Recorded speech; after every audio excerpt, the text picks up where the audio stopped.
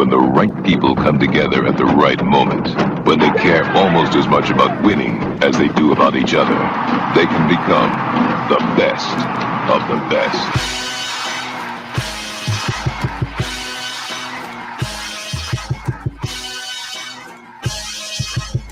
Welcome to the best soccer show, the best soccer show in the whole world.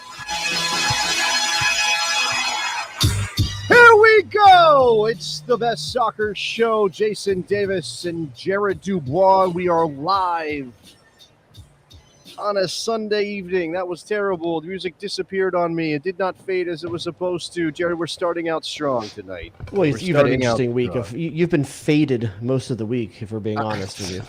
that is pretty. Yeah. I mean, not like from a bong or anything. I mean, just like in life.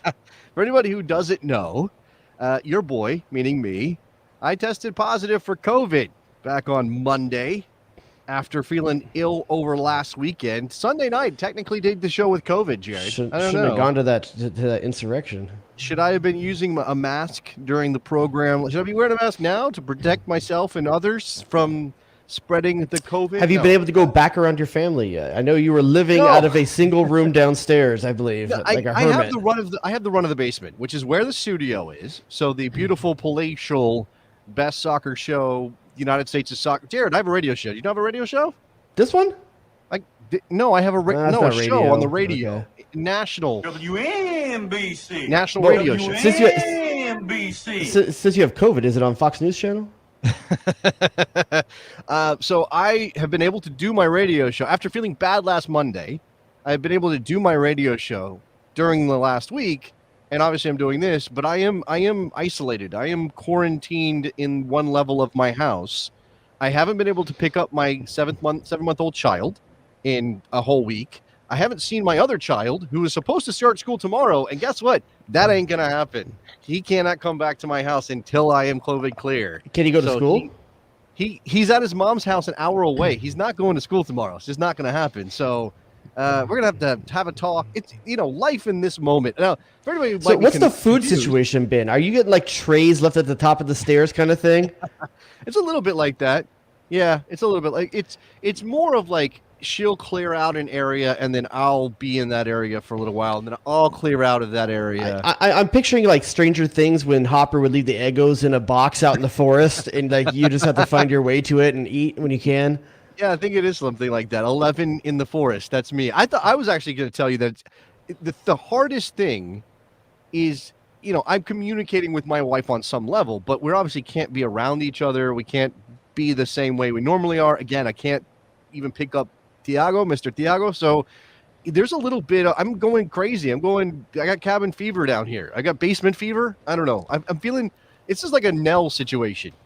I'm picturing like that 70s show, like where they always hung out in the basement, except you're just by yourself. Yeah, but they had weed. I don't have weed down here. That's your own fault. There's no reason that stuff gets delivered these days. There's no weed, and there's no, who's the girl that went on to have the Laura Pepron? No, Mila Kunis. There's no Mila Kunis. Oh, there's no weed. There's none of that. I have none of that stuff. All I have is this setup, computer, TV, podcast. That's what it is. That's what I got. No, you're not the only one in U.S. soccer with COVID these days. I don't know if you heard or not. I did. I heard Wonder Boy picked up a case of the COVID. Oh, that one's not working for some reason. I think Justin. There we go. I think Justin's willing to drive some over to you. I don't think he can send that through the mail yet. We're not that progressive in this country, right? You can't. Shout out to Morgan. Hope your parents are good. She said her parents unfortunately got the COVID too. So I hope everything's good in her family. Well, I hope Morgan's parents are vaccinated. I am vaccinated, but for some reason it's a breakout. I'm a breakout case, Jared. I'm so special. I just got my body's like, yeah, whatever. Modern technology can't control your body and your DNA. Normally, and this is going to sound kind of weird and humble braggy. Normally, I'm not either. I don't get sick, or when I do get sick, I refuse to acknowledge it. So I wasn't like, now I'm fine. I've had like a little bit of stuff hanging out in my throat. Like, it's not sore throat. It's just mucusy. But I hate even the feeling of that. It makes me mad to be sick. So this this is going to annoy you in a special way. I can hear it in your voice. I can. No, hear it. I know it's not completely gone yet. There's a flapping sensation in your throat right now that's not normal. I can bring it down here and we can do the show. Your Alex Jermaine Jones voice right there? No, this is an Alex. I'm trying to think of who that it might be. So it's almost kind of Harvey Firestone-ish. I have a Firestein. Firestein. That's a Firestone. I've never gotten myself I can't do. Harvey Firestein has like a New York thing working, right? And I didn't hear this, but Graham saying in the chat that Busio was held back for COVID protocol today too. I didn't hear that until just right now.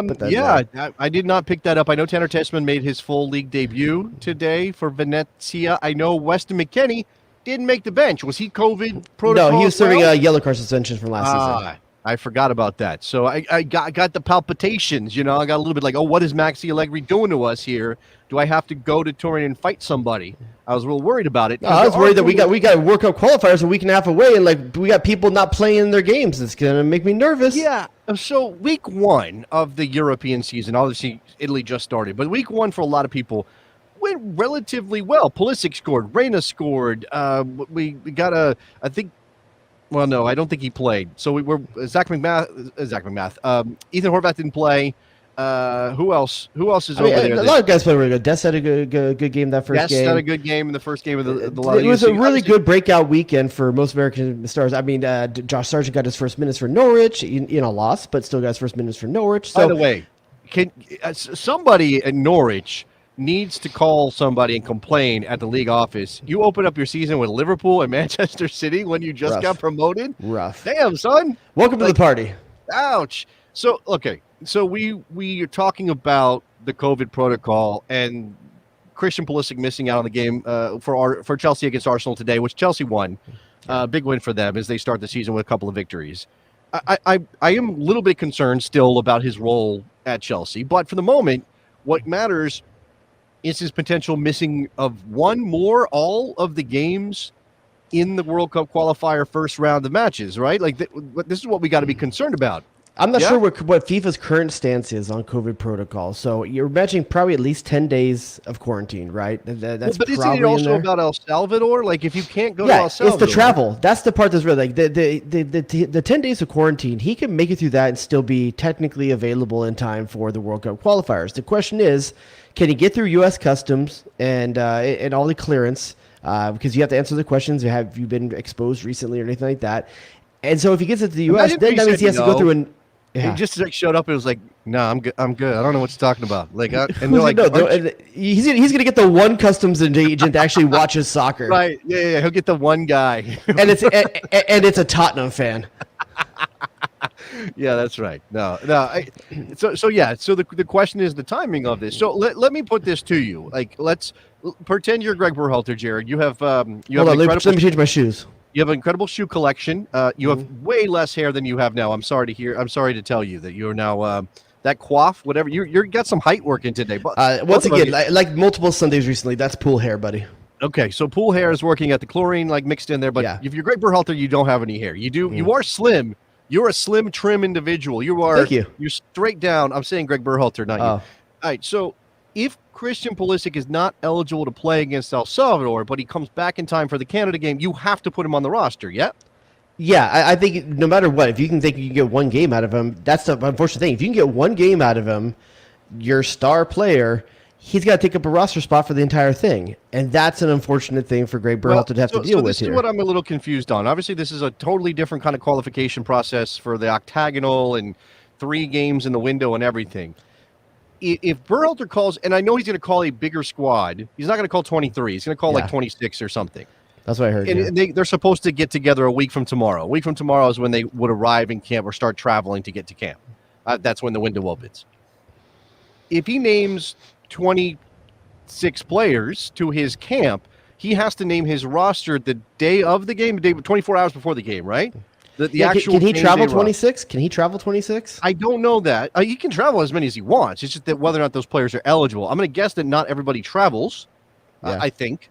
But also, can he change up his game day roster from match to match, or is he set on using the same? Because if he can change it up from El Salvador to Canada to Honduras, obviously you put Christian Pulisic in the group. You don't name him to the game day roster for El Salvador under this idea that he might be eligible for the Canada game, and then you bring him into the Canada game, and then you have him for Honduras if you want. And You're the other rotating thing, anyway. and I tweeted this out to Chucky Bohm when he was talking about this the other day. Chucky Boom Boom. Chucky Bohm Bohm. And what if El Salvador's COVID restrictions are lighter? Do you have him go directly into El Salvador? Do you have him meet the team there instead of going through the U.S., and that buys you 3 to 4 days? Yeah, that's interesting. COVID protocol manipulation, kind of.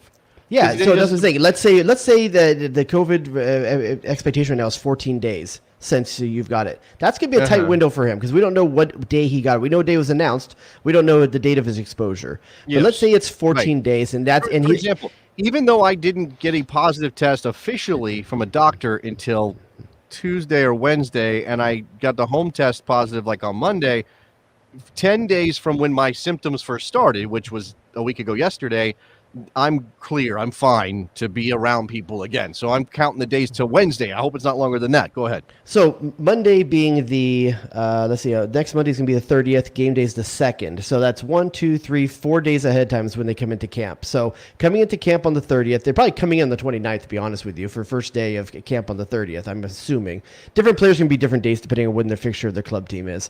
But let's say the 30th. That's 4 days before the match. He was announced. I think the COVID was announced on Wednesday of this week. So you're looking at, if it's 10 days, 1, 2, 3, 4, 5, 6, 7, 8, 9, 10 is that Saturday. The COVID positive was the day after he missed training. He missed training. Everybody was like, "What the hell's going on?" The next day he missed training again. Maybe that was Thursday that it was officially announced, but Wednesday is when he tested positive. Maybe you're right. So that would mean he would be 10 days would be that Saturday before the match, being 30th being that Monday report. But let's say that the expectation is 14 days. Then we're talking about the second. Right. I'm sorry, 1, 2, 3, 4. The first would be 14 days from that. Like you said, if El Salvador has and it's up to them, right? It's El Salvador's their country; they can do whatever they want. If they're like, well, you need to be 14 days since your last positive test before you can enter the country. Yeah, you're right. Then you can't do it. Now, as you said, maybe there's sending him to El Salvador straight if there's the other way around. But maybe he just goes to Nashville and stays in Nashville and waits for the team to show up. The other thing that's required in a lot of countries for international travel right now is a negative test.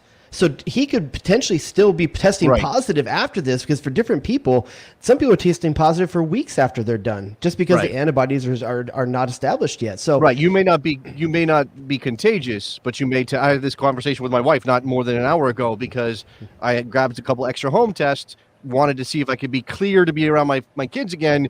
Yesterday, took the test, came back positive. Again, I told her, it's like 10 days is the CDC guidelines. Yeah. Basically, because you're not contagious anymore, but you still can carry the virus. It's just not enough viral load to spread it around. So let's evolve this conversation to this next natural point. So we don't have the answer of when he can come in. There's a few different scenarios, a few different ways you could potentially do it. But let's assume it's a good assumption for at least game one, fixture one, likely not there. You know what you do when you assume. Often I'm right. You make an ass out of you and me. That's what happens when you assume. I'm gonna take you down with me.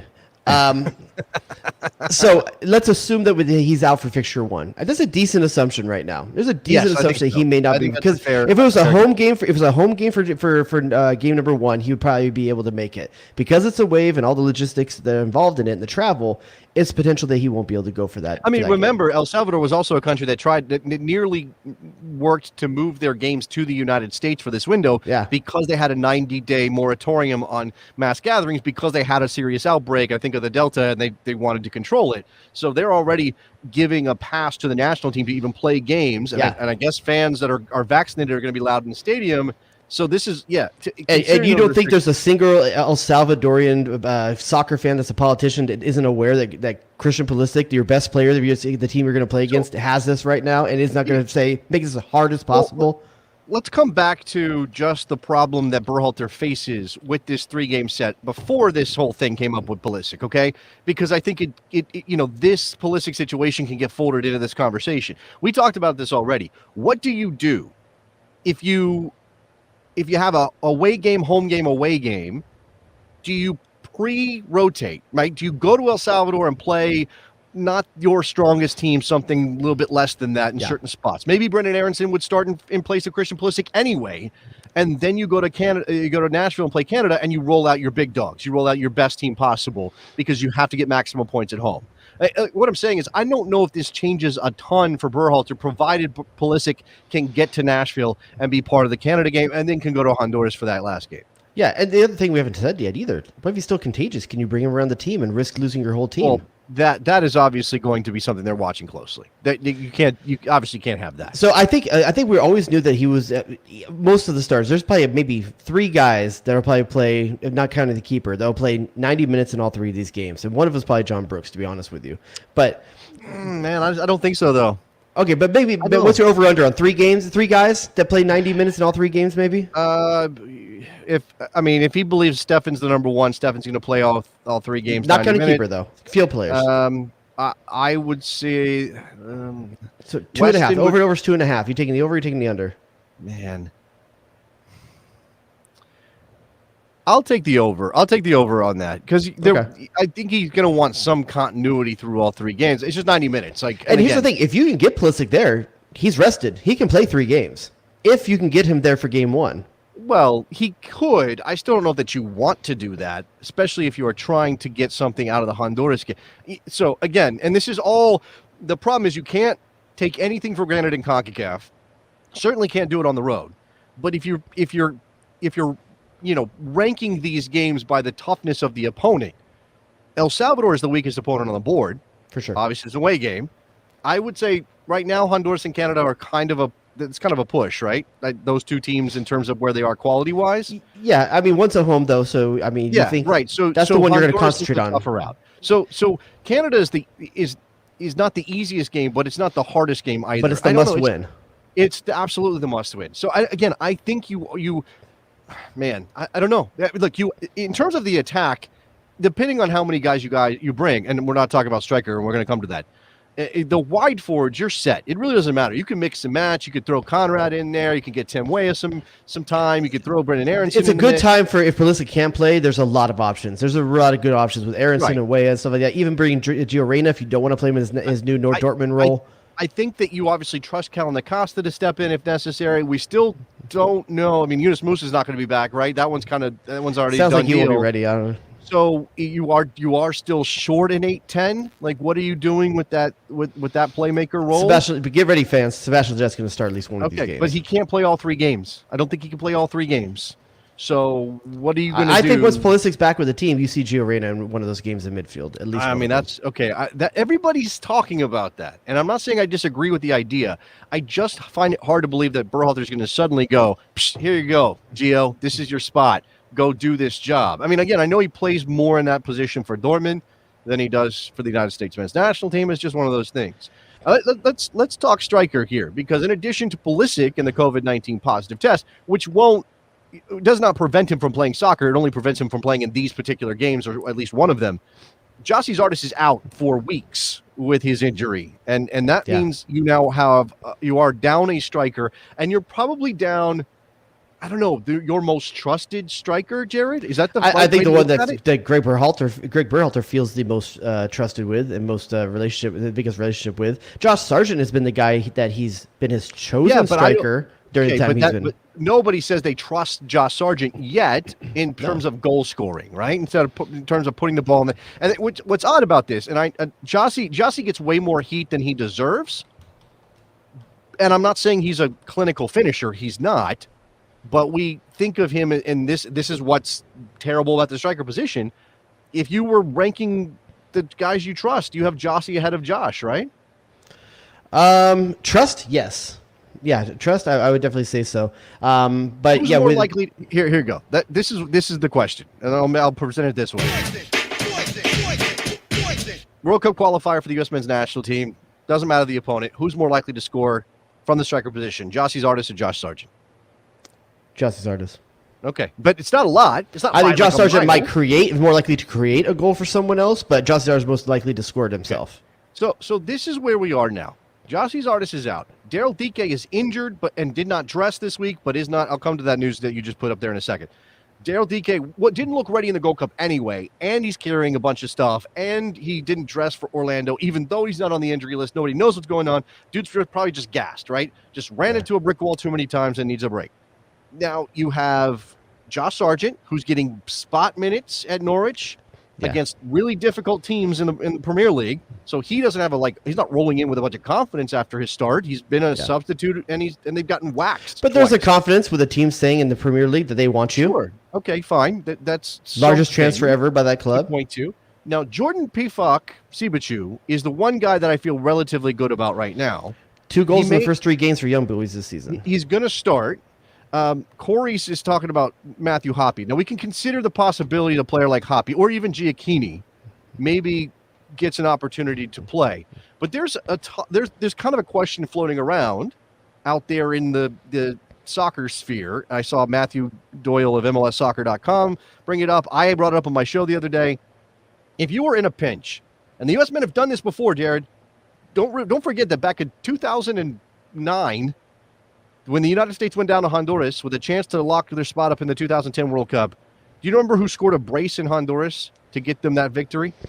Man, I don't know off the top of my head now. He has about as much. He had as much hair then as Greg Berhalter has now. Oh, hold on. It was Chicago. Not Chicago, Colorado. There you go. Give it to me. Why am I blinking on it? Casey. Wait, there you what go. is it? Connor Casey. Connor Casey got called up by Bob Bradley back in 2009, scored a brace in Honduras, and booked our place to the World. He wasn't going to go to the World Cup. Do you think it's desperate enough that Greg Berhalter should consider calling up CJ Sapong, a guy scoring goals in Major League Soccer right now? That's if you're going to bring a guy from. Why would you go to CJ Sapong instead of Ricardo Pepi? No, well, Ricardo Pepi's 19 years old. So CJ Sapong's an older player, more physically one of stout them's killing MLS right now, though. So I'm presenting the options. You can say Ricardo Pepi would be your first choice. He's certainly one of them. CJ Sapong, Ricardo Pepi. There may be one other sort of, Bobby Wood. Bobby Wood's name came up. Another U.S. men's national team guy, a veteran, hasn't played for a long time, but is playing well in RSL right now. Chris Wondolowski. We're just saying veteran names now, aren't we? No. So here's the thing. Okay, let's go through these. And again, I don't even know. Still playing at MLS. Still a big name with veteran experience. So CJ Sapong is in good form, and he's a veteran player. He's not necessarily. He's not a goal scorer though. He creates stuff now. He's a back to goal guy that can hold the ball. I am telling you, you need to look up CJ Sapong's recent record because he is a goal scorer right now. He absolutely is. Compared to Ricardo Pepi. Compared to Ricardo Pepi. Okay. Give me a second here. You, Phil, because I'm going to pull up some stats, and you Phil here. I'm not saying he's on that level exactly, but go ahead because I want to look this up. But you make it sound like CJ Sapong has a wealth of international experience. The dude's had a few call-ups, got a few minutes back in the day, and I think his most recent call, he would be the new Kellen Acosta, which Kellen Acosta's showing that maybe you can still do this and turn this around at the international level. But the guy's last cap was what, 5 years ago, 6 years ago? It's been a long time, and he was a January player. You want to see Twitter? You want to see Twitter like a meme Twitter but meltdown? Bring CJ Sapong into this national team. 9 goals on the season for CJ Sapong in Major League Soccer this year. Let me just I gotta get through the ads here. So he 9 goals in 2021. He scored in a win against DC last week. He had 2 against Columbus on July 21st. So, and then a sprinkling of goals earlier in the season. So it's not like he's been on, he hasn't been on a tear of like consistent goal scoring, but he does have a pretty good record. Whereas Ricardo Pepi, most of his goals have come in the last, month? Right? Yeah, but the difference I think about Ricardo Pepi too is that unlike CJ Sapong, which is maybe this is what you want for a game like this away in Honduras or away in El Salvador, but Pepi can create his own shot. CJ Sapong is good at getting into the box and pouncing on goals. Haven't we been talking about the fact that the United States lacks for that target forward?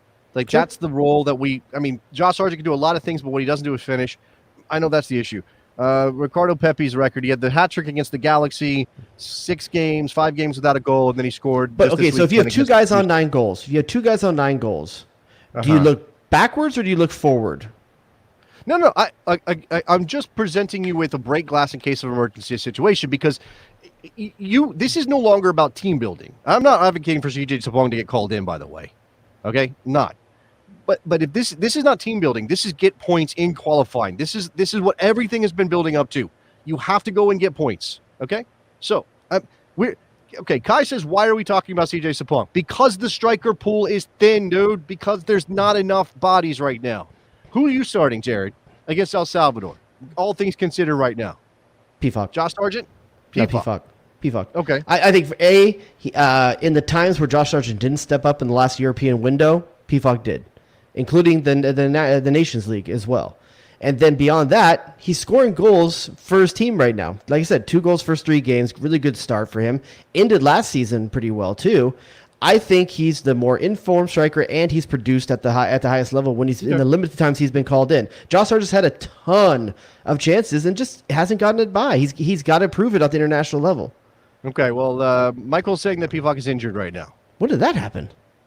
That's a good question. I did not see that news. He played last Wednesday in a Champions League qualifier against Ferencváros. I did not hear that coming out of that game. I knew he played midweek. Okay, well, I don't see a performance. I don't see a log for him on the weekend. So somebody tell me.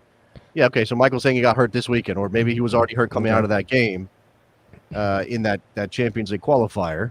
Wait, Morgan. How did you get from what I'm saying that I'm backing Josh Sargent? Does that sound like the way I said that? I picked the other guy.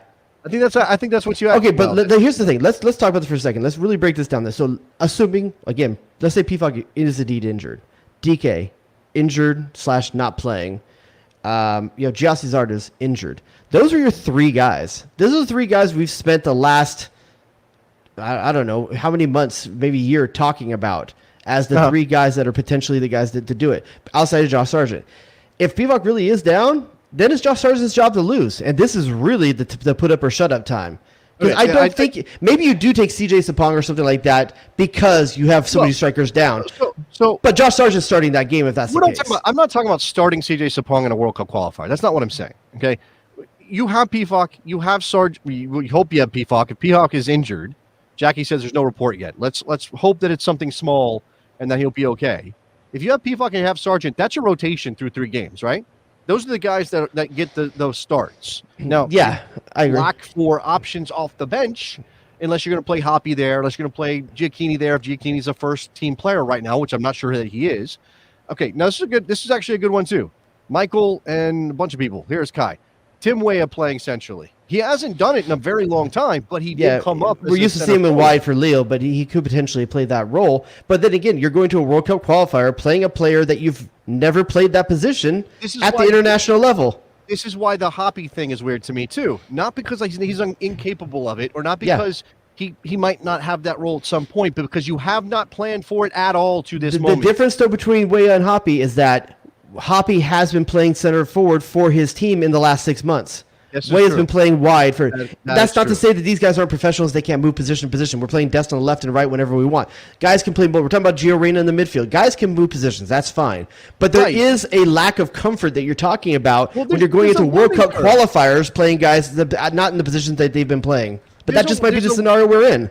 There's a learning curve. You don't just drop a guy in if he's never played there. I'm not saying like if you've got a guy who's played in multiple positions, like switching Serginho Dest from left to right. Okay, he's done both those things in the national team setup. The angles are different, but fundamentally it's the same job. I'm talking about taking a forward and dropping them into midfield, or taking a midfielder and putting them into the forward line, or having a player who plays wide with that specific skill set and responsibility, and putting them centrally, and then asking them to do what? I mean, how is that going to play? And maybe you can adjust, but we've seen, one thing that people complain about with Josh Sargent is that he drops off too much, right? That he drops into the midfield. Too differential.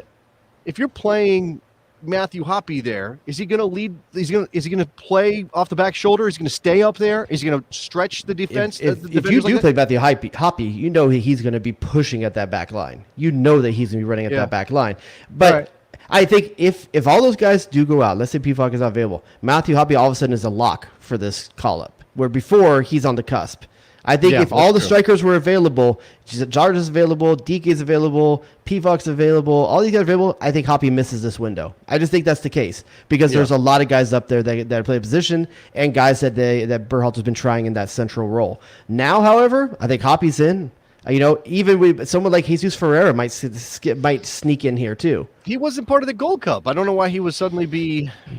I don't know, but because we're in a different position right now for players. I just brought up CJ Sapong, who was not part of the Gold Cup either. Even unlike if he CJ Sapong, Berhalter has brought Jesus Ferreira into camps though and played him and started him. Has done that in the last year. Done that.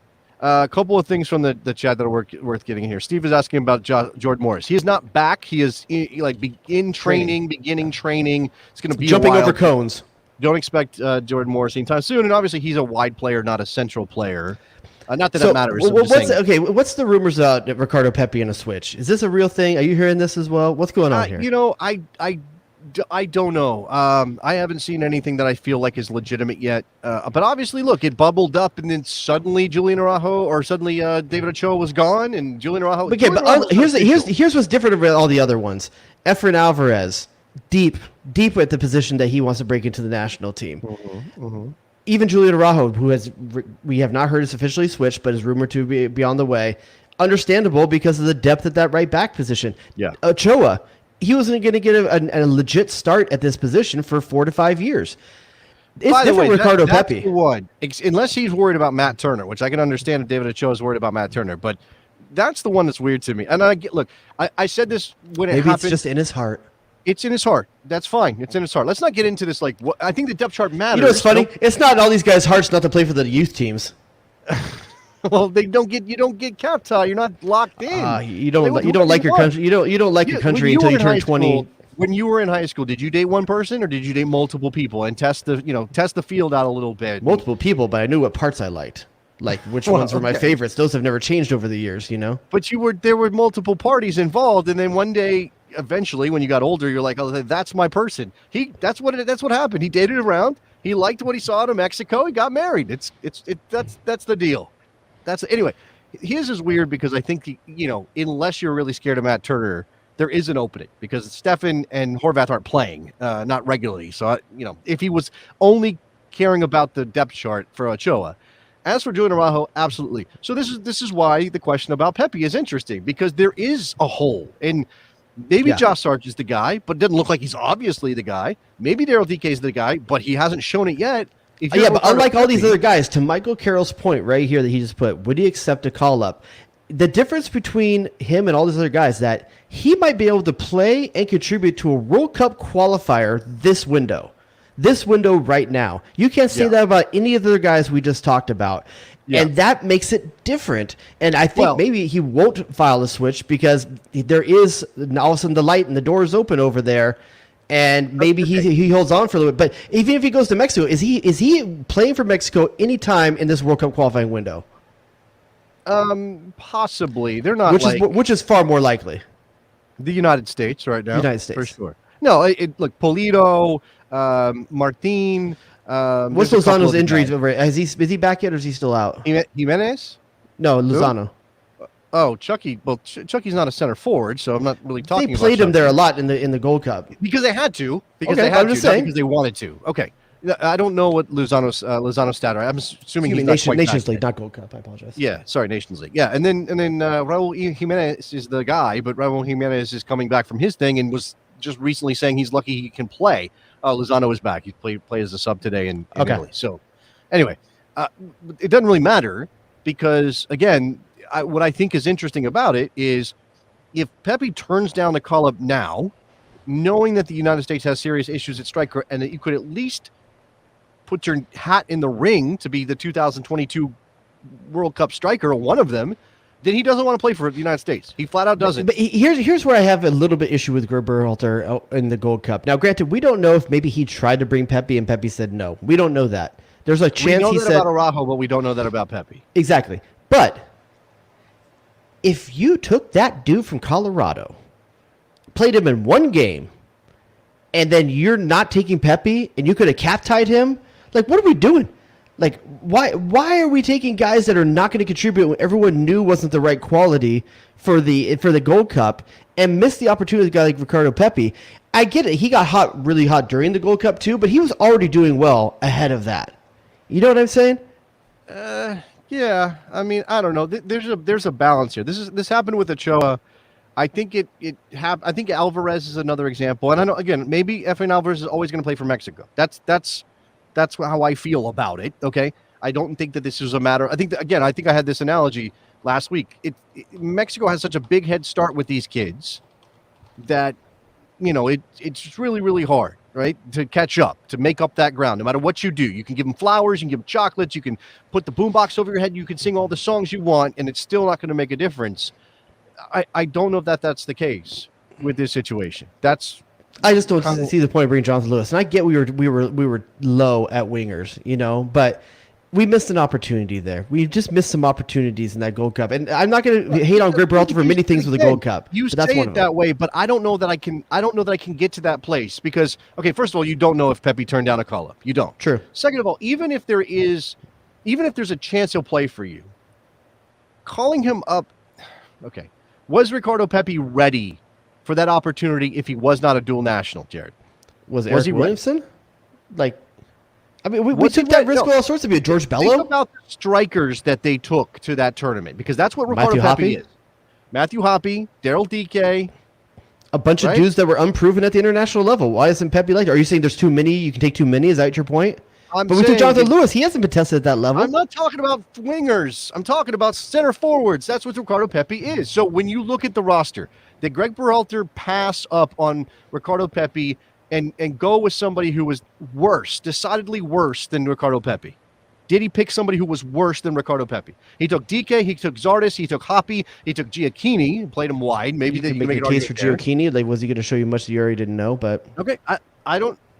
Maybe you're right. I don't think you call up a player just because he's a dual national. You call him up because he deserves to be called up if he wants to come. That's it, right? Well, here's the question. I think that the answer to this is no, but Graham's saying, would Pepi get a call-up for strikers if all strikers were healthy and there was no dual national panic here? That's my question. That's everything here. I like Ricardo Pepi. No, but that's not reality. Reality is we're missing a bunch of dudes. No, I understand that. And in this situation, going into qualifying with a problem at that position, you pick up the phone and you call Ricardo Pepi and you say, hey, would you accept a call-up? You want to come play for us in El Salvador and Honduras? Here's Kai's take. We should have taken Ochoa over Guzan or Sean Johnson.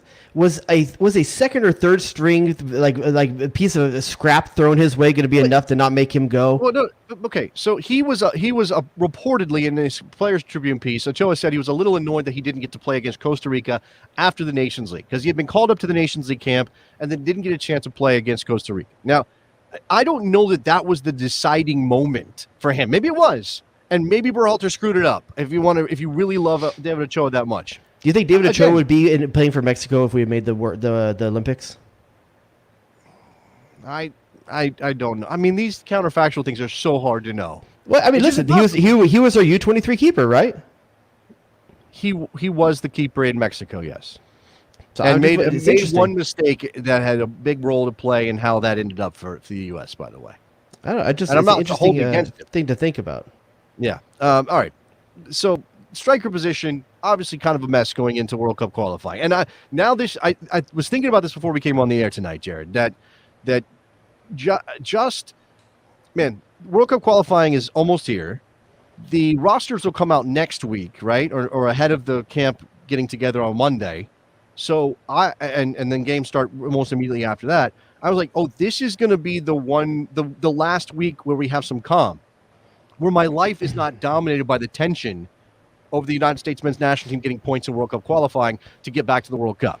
Because once it starts in September, you don't have very long before it comes back around in October and before it comes back around in November. And then we get a little bit of a break for Christmas time, for winter, December, but then it starts right back up again shortly thereafter, January. We go back. There's no January camp. There's no camp cupcake. There's no friendly against Sweden. This is going to get real.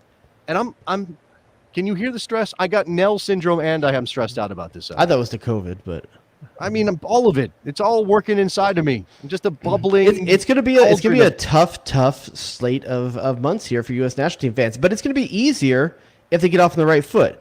The problem is this is the first real thing to show us where we're at and if we've turned the corner from where we were in 2017 in Trinidad and Tobago. This is the first real thing that matters. Everything else has just been like just the icing. Okay, now we're going to cut the cake open and see what flavor it is and see how it tastes. It's like one of those 80s teen movies, like they have to fix up the boat to race in the regatta. Isn't there one of those with John Cusack. It's John Cusack. Can't remember, Summer something. Dang it! No, it's not. It doesn't have. Oh no, One Fine Summer. Something like I don't remember. Anyway, they gotta fix up the boat. So there's a montage of them fixing up the boat, but Demi you don't Moore. know. Yeah, Demi Moore. One Crazy Summer. Oh, I told you Summer was in there. Okay. And then you got to race it. And once you turn you got to get the sails up and you got to see if the thing goes. It can look great, but you don't know if it goes. 80s was big on sailing. Do you remember the movie Wind with Matthew Modine? I don't remember that one. Oh, yeah. 80s was just big on random sporting events. Oh, volleyball? That way. Yeah, we had C. Thomas Howell. What was that one? You remember? I don't remember, but yeah, I think what was that guy's name? Oh my God, are you gonna butcher this? I can't remember the guy's name. The guy was like the volleyball player in the 80s. I want to say No, Karch Karai. His name was Karch Karai.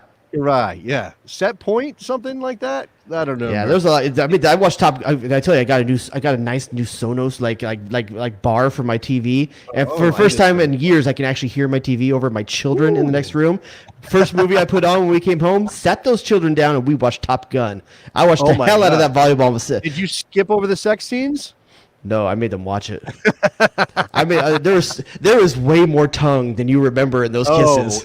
There was some. The 80s were wild that way. Berlin was playing. Side Out, yes. She got a Side Out with the guy from 30-something with the long hair. I can't remember his name. You know that guy. He was like the older volleyball guy, and they team up. And C. Thomas Howell's the hot shot. Was he like a lawyer who was living like in? I like that volleyball and cycling are the only two sports where we wore that tight hat with the small brim flipped up.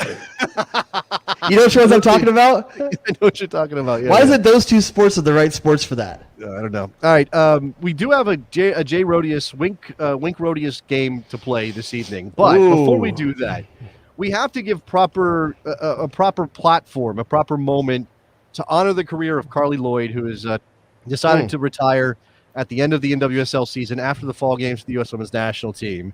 39 years old. She's look. I don't want to relitigate the Olympic experience and argue over whether Carli Lloyd should have been on that team or whether she should have stepped aside. I think that's insane, by the way, to ask an athlete to like, hey, move over. We got younger people. Like, no, you push me out and then you bring the younger people in. But that's a pretty incredible career, Jared. Where would you rank her all time, U.S. Women's National Team? Man, I would say, obviously you got Mia Hamm up there. I don't think anyone's going to push her off anytime soon. I'm a Christine Lilly and Michelle Akers guy. I think that's still maybe 2 and 3 right there. Maybe Lily's overvalued there, but I personally have been a big Christine Lilly fan. Then I think we're talking about maybe Abby Wambach after that still, and then I think Carli Lloyd. Abby Wambach. Where would you put Hope? Because she deserves to be in the conversation. I don't really rate the keepers the same way. It's a tough thing to do, Come on, you got the keepers are people too. Like that's not fair to. Are you sure about that's the case with Hope Solo? No, she's a person. She's an interesting person. She's a bit of a she's a person. She's a person. Whatever. I would put Hope Solo down in the top 10 somewhere, but I would not put her in those top 5. I think I'm still looking right there. Carli Lloyd would be right after that. I think Abby Wambach at this point. So number 4-ish, 5-ish. I think that was 4. I mean, there are some other players that may end up that might end up pushing her out as well. We'll see what. Let me go down a list. You tell me if you have Carli higher or lower. Okay, I'm gonna include a goalkeeper, Brianna Scurry. You just go with Brianna. She's Scurry. higher. Hope Solo. Higher than Hope Solo. Christy Pierce-Rampone. I'm gonna say higher, even though Christine like Christine Lee, it's the longevity factor and like the soul of the team kind of thing.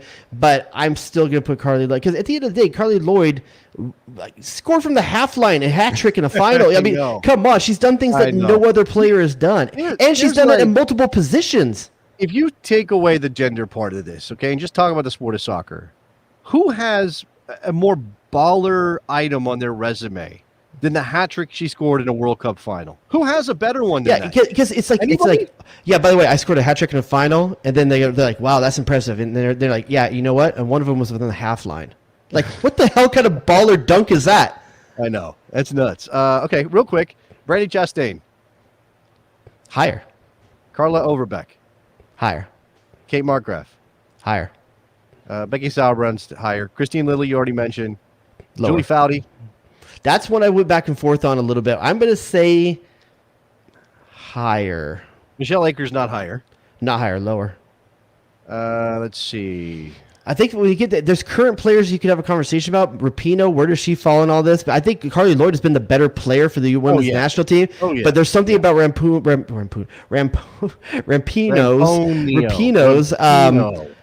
She was the face of the team, the soul of the team, like the driver of the team. That's different than being the best player on the team. I think we may one day talk about Julie Ertz over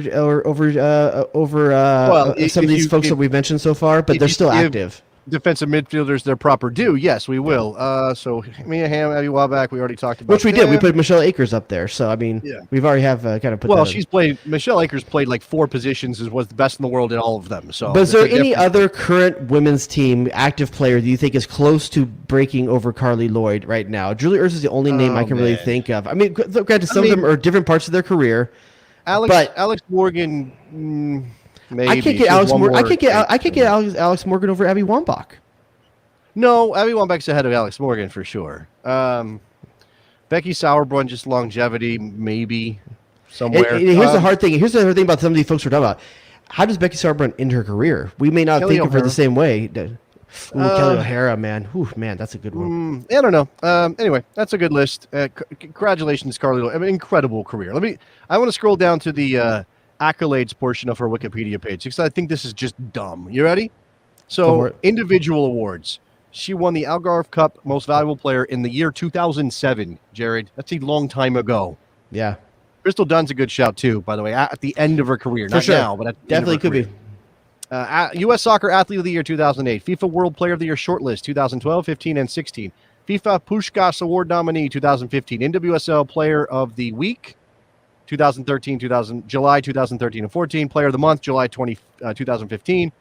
NWSL Second 11, 2014, 15, and 18. CONCACAF Women's Player of the Year 2015. CONCACAF Goal of the Year 2015. FIFA Women's World Cup Golden Ball 2015. FIFA Women's World Cup Silver Boot 2015. FIFA Women's World Cup All-Star Team 2015. FIFA Women's World Cup Dream Team 2015. I don't know how those are different, All-Star and Dream Team. FIFA Women's World Cup Goal of the Tournament. I wonder which one that was, 2015. Women's Sports Foundation Sportswoman of the Year. That's a team award, 2015. Sports Illustrated Sportsman of the Year nominee. That's also a team thing that the U.S. women as a group. A bunch of other stuff. Best FIFA Women's Player 2016. One of the things that really separates her from everyone else in my mind is the fact that she's done so much at 2 positions. That's a really impressive thing. To be able to play midfield, be so dominant, move to striker, and still be, not always say dominant, but relevant. Late in your career, relevant. Good, important. A contributor. Yeah, like I said, it's odd to have that conversation about, it's time for her to go. Somebody else. It's going to be a tough time with Carli Lloyd gone, and if Sinclair, I'm not sure how many years Sinclair still has in her up in Canada. Those two are titans of the game, and when they're not around, who's going to pick up the mantle when they're not there? Somebody will. Somebody will tell. Yeah, somebody will carry that. Long road to hoe. We got a little bit of time left, just enough time for Mr. Wink Rodeos. Is that what we're going with? That's what we have said before. Wink Rodeos, you're up. It's game time. Why is that drop playing so softly? I can bump it up a little bit. It's just in the background. We need to bring in Nikki Soup and Salad. Oh, there we go. Is that better? I need the Sausage King of Chicago. Okay, Sausage King of Chicago. Get in here. I'm gonna actually fade that out because we're not gonna have the match game music the entire time.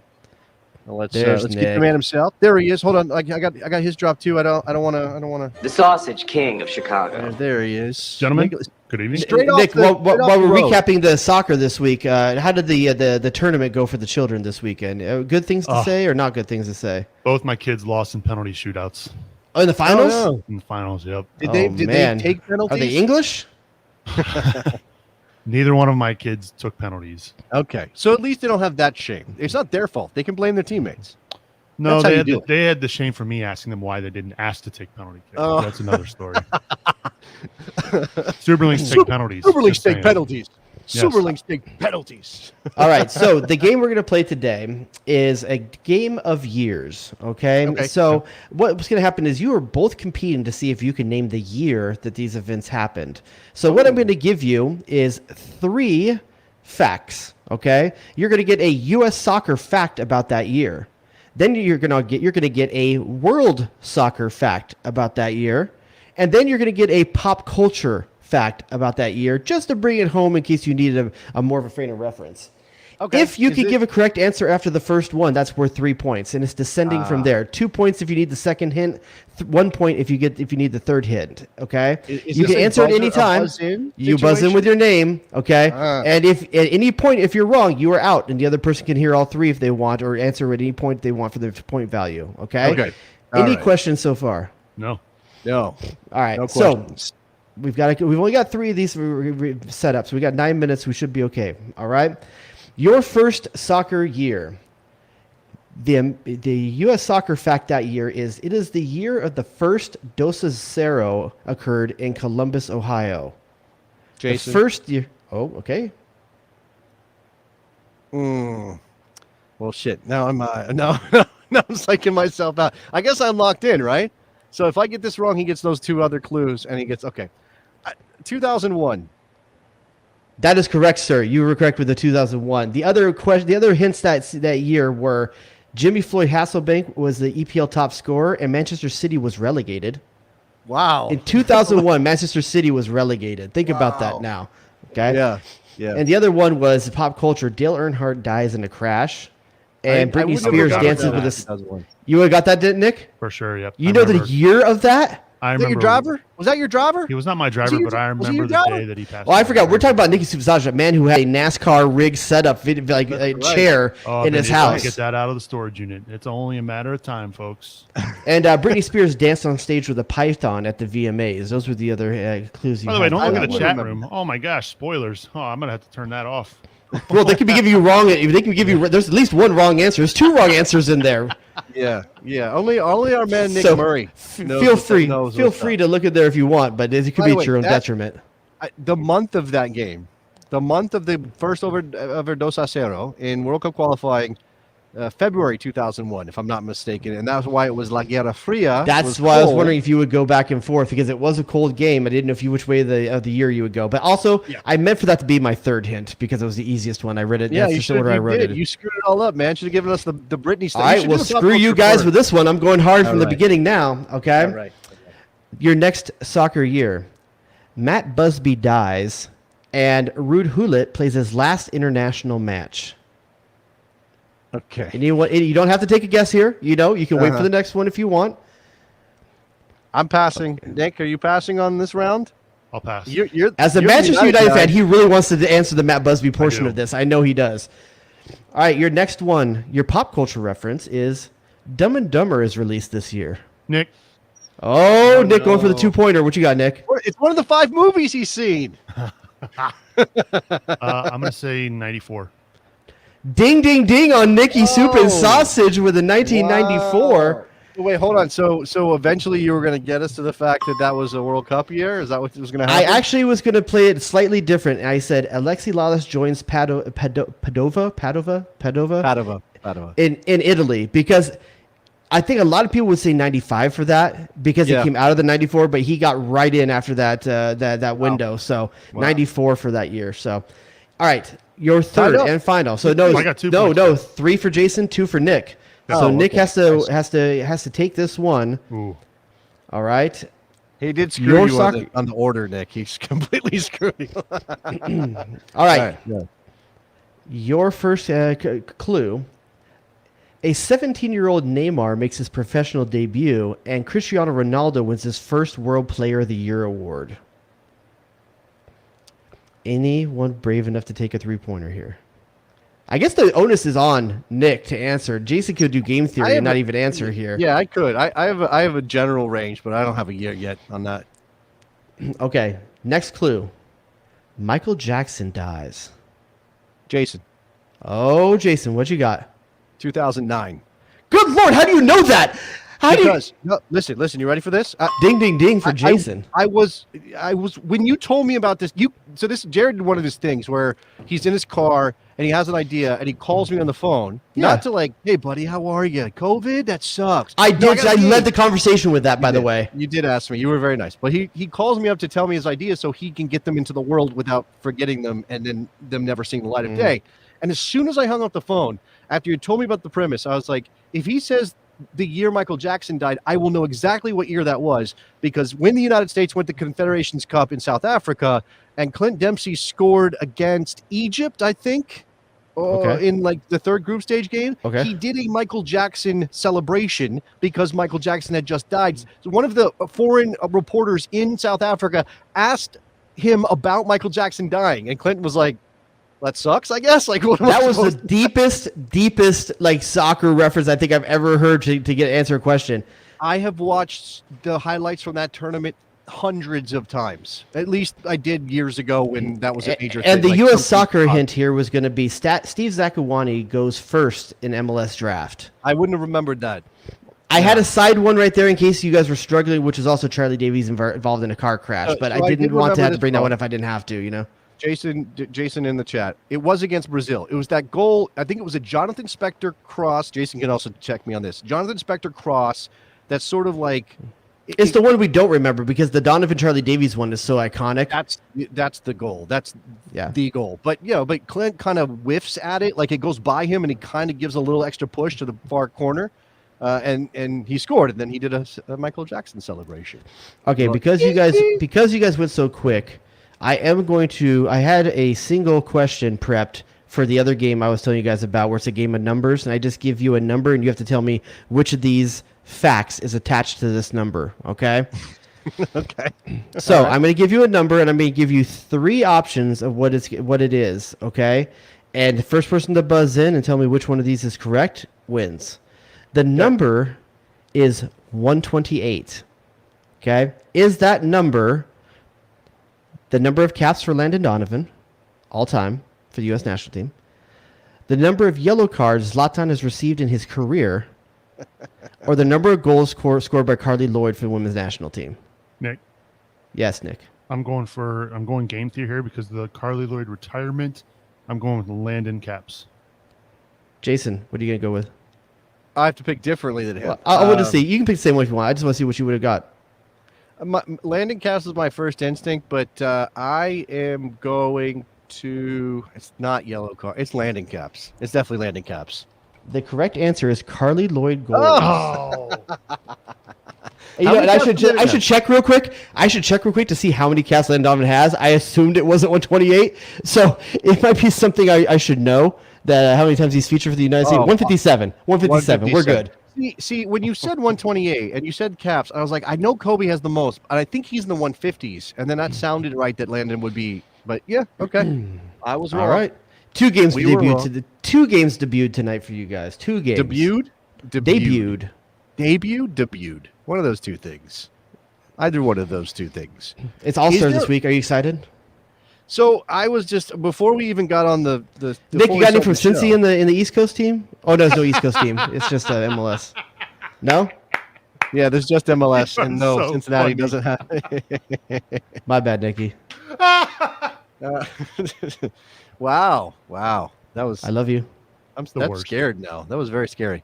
I was like, before we jumped on the show, I was telling you, Jared, that in normal times I'd be out on my way to California. I'd be on the plane to California, bro, and we'd be hanging out. But not only do I have COVID, also COVID is preventing some of the activities that would normally happen for me.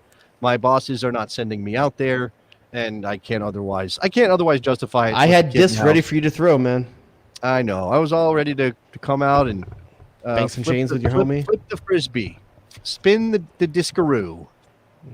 That's probably what you would do, but I bang chains. You would flip the discaroo. Hawk the round thing. Whatever you guys say. Whatever the ling frisbee frolic. You said it, not me. Shout out to people just joining in from the chat. Yeah, Jason had the Rona this week. I'm good though. It's all good. You know how I found out you had the Rona? How'd you find out I have the Rona? Listening to the show tonight. Okay. So I'm glad I'm in the loop. It was in the Slack, dude. Oh, I did not. So see for It those wasn't of you guys that are not on the Patreon, you could have known way earlier that Jason had a clinically dangerous disease. It also is on my Instagram. I put it on my Instagram story just because I wanted people I want people to Attention? recognize I mean- that this can happen even if you're back. What? What'd you say? I said attention. Oh, well, of course. What? I don't have an ego. If someone wants to send me a branded mask, I'll take it. Oh, by the way, I think I'm gonna get hooked up with some of that one Knoxville. Have you seen the new logo out there? I Matthew have. Wolf You know design? what? Okay. Here's the thing. I'm geographically challenged, right? Yes. Is Knoxville where the Smoky Mountains are?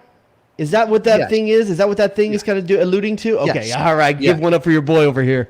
Yeah, that's generally speaking, that's Dolly Parton country. You can kind of throw it into that pile of places. That's what those lumps were on the badge? There's three of them, though. No, but that's a Matthew Oh. Wolf design. It's growing on me. I was like, I don't know. This is what I was looking for. I think I said it looked like a logo for an outdoor gear company. It's got a Patagonia vibe. Yeah, is it what definitely has that vibe. Okay, here's my question to you. This is a USL 2 team, I believe. Is that correct? Yeah, this is gonna be an amateur team. Yeah, Would that crest fly on a top level team? I think. Yeah, I think so. I mean, You think a top level team run by the Don Garber, for the most sense, is going to not have like FC somewhere on it, and not have a ball shield, like ball or something like on it? Probably. So yeah, I mean, if you want to talk about tweaking it to have a little bit more of what it is, because it doesn't have a soccer ball on it. It's just a crest shape, and it doesn't say. Yeah, it doesn't say. Nikki, FC. you're in the Midwest. What do you think about that logo? Does that fly in the Midwest? Yeah, I would say so. It looked good. Solid. I mean, I think it's very cool, and I would hope that some MLS team would be open to something like that. Obviously, we haven't seen it. Everybody's gone with something much more traditional, except for Chicago, who had to flush their design and fix it, which they did. They fixed it. Yeah. I don't know. So with the Patagonia feel to it, does that mean instead of scarves, their supporters are going to wear vests? Maybe. The soccer Maybe. vest, an untapped market. What kind of soccer vests are not? That's not a thing that exists out there. Telling you, I should You be need a like someone's marketing person. You need like for giveaways. There are so many possibilities. Actually, makes me think of what Colorado did when they sent out their alternative kit, the light green joint. I got one hanging in my closet. That's course you do. based on the tallest mountains in Colorado. The mountains that are all Every logo and jersey has a story these days. I know. Can't we just but have stuff that looks cool? Why does it have to represent? Everyone's like the third spire on this is for the Holy Spirit. I don't what. I don't know. Everything has like there'll be a slight subtle wave in the background. It's like this is the sound waves of our fans echoing in the background. When Gotham FC did their redesign, they did something like there's the shirt, the sash on the shirt is the Hudson River, is what they said. Yeah, give me a break. No. Give me a break. No, what I was going to say is that when Colorado did their shirt, I think the 14ers, right? They did that shirt, which has like a sublimated topography thing. They sent out like a bunch of like you sent out like a compass. It came with a compass and like a cliff bar or whatever those. Listen, I would have given them props if they said it was the Hudson River and the sash was brown. Blue, like little, come on, little bodies popping up, like little airplane landing on it. Sully waving. Yeah, like all their players have a mustache for Sully, you know. A garbage barge, just and week to week, the garbage barge would move down the shirt like it's. Yeah. All right. Any other business here on this? I think that's it, guys. You guys got a week and a half to work. Oh, yeah. Nick's got business. I think. This is where I shine. This is his part of the show. Okay, I don't. You shine. I get like kind of laid under the bus here. Like that's usually what this part of the show is. You have no idea what's coming. Don't. I know what's salt coming. The earth before I know it what's happens. coming. All right, ladies let's and gentlemen, I cannot hype this review anymore because Nick's it's probably mentioned. the best one we've ever had. Oh my god! I'm not even joking. Okay, it's going to mention is Jared a lot. Guaranteed. This is from Kathy and Boys. N with an N, not an I-N, an N. Almost Kathy do and boys. That's like my last name. Wait, hold on. Kathy in boys. Yeah. Okay. Boys. Just want to make sure. Wait. Is this a joke? Like the in boys? Okay, never mind. All right, never mind. The headline is Stop being negative. headline is soccer. Just soccer. Love it or leave it. Yeah. And the review here's the review. Soccer is cool. That's It it. is. That's the review. Woo! The greatest. Woo! It does- Greatest. Well, he did set you up for that. I was laying it on pretty thick. The sarcasm. set you up. Thank you for taking the time to. I've leave taken the to just three-word saying, review. with all the negativity, with my isolation, the quarantine situation, just reminding myself this past week, and before I heard this review, soccer is good. Soccer is good. Let's just start there, work everything else. Yeah. By the out way, as we go along. wait, hold on, Nick. Are you sure it wasn't Boise? I literally wrote it down, word for word, How is it spelled? letter by letter. How's it spelled? Kathy. Okay. Boys.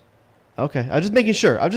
Okay. I just want to make sure that wasn't the case because I was like, I didn't want to be By the victim. way, You be victim it's of geography not- stuff. It's not Boise, it's Boise. They Oh, get God really damn, weird. Don't be about it. that guy. Don't be that guy. I don't- that's Please not my don't be thing. that guy.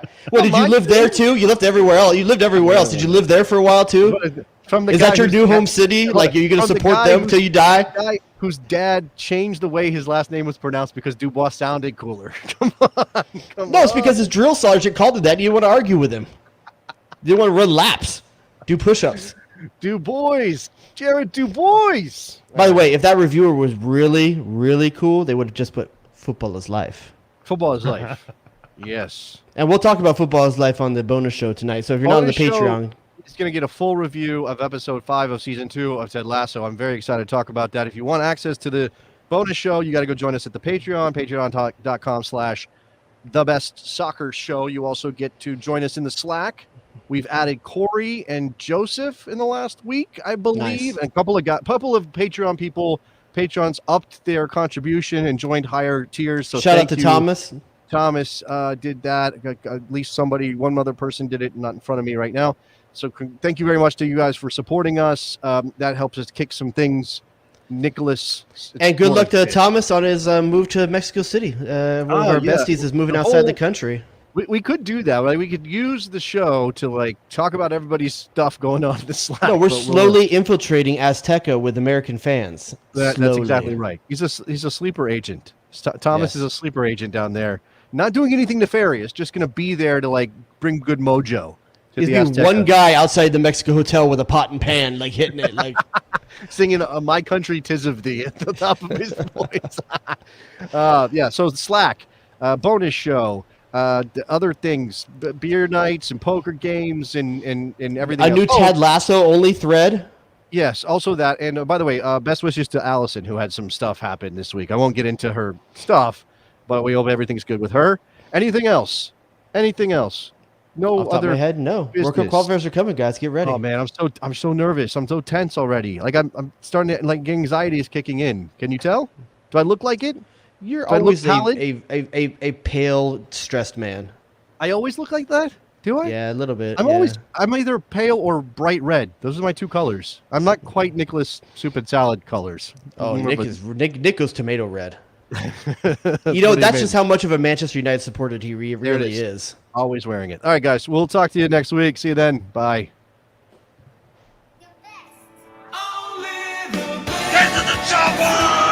Danger zone! Damn, dog, that's inappropriate. You shut your mouth when you're talking to me. Playing hot dogs and donuts with two fangirls in the locker room? We are at DEFCON 1. Damn, dog. What are we doing?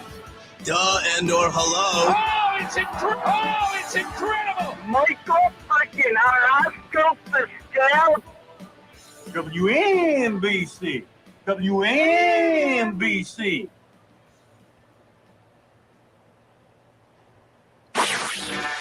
Jay Rodeos.